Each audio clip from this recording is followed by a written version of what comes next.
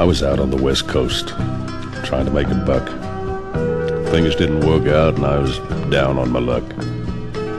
I got tired of roaming and bumming around, so I started thumbing back east towards my hometown. Made a lot of miles first 2 days, and I figured I'd be home in a week if my luck held out this way. But the third night I got stranded way out of town at a cold, lonely crossroads. The rain was pouring down. I was hungry and freezing, done caught a chill, and the lights of a big semi topped the hill. Lord, I was sure glad to hear them air brakes come on, and I climbed in that cab where I knew it'd be warm. At the wheel sat a big man. He weighed about 210, and he stuck out his hand and he said with a grin, "Big Joe's the name." And I told him mine, and he said the name of my rig is the Phantom 309. I asked him why he called his rig such a name, and he said, "Son, this old Mac can put 'em all to shame. Ain't a driver or a rig running any line that's seen nothing but taillights from the Phantom 309. Well, we rode and talked the better part of the night when the lights of a truck stop came in sight, and he said, "I'm sorry, son, this is as far as you go, 'cause I got to make a turn just on up the road."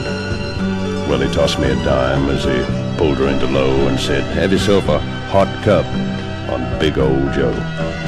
And then Joe and his rig roared out into the night, and nothing fled, he was out of sight.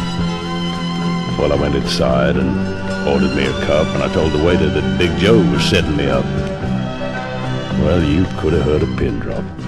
Got deathly quiet, and the waiter's face turned kind of white.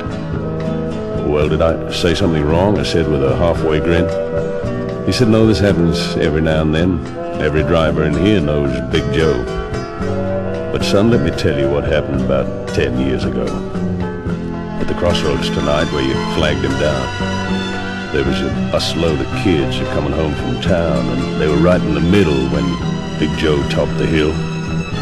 Could have been slaughter, but he turned his wheels.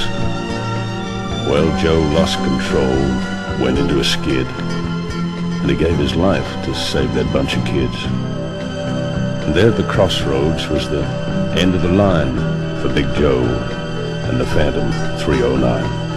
But every now and then, some hiker will come by, and like you, Big Joe, give him a ride. Here, have another cup, and forget about that dime.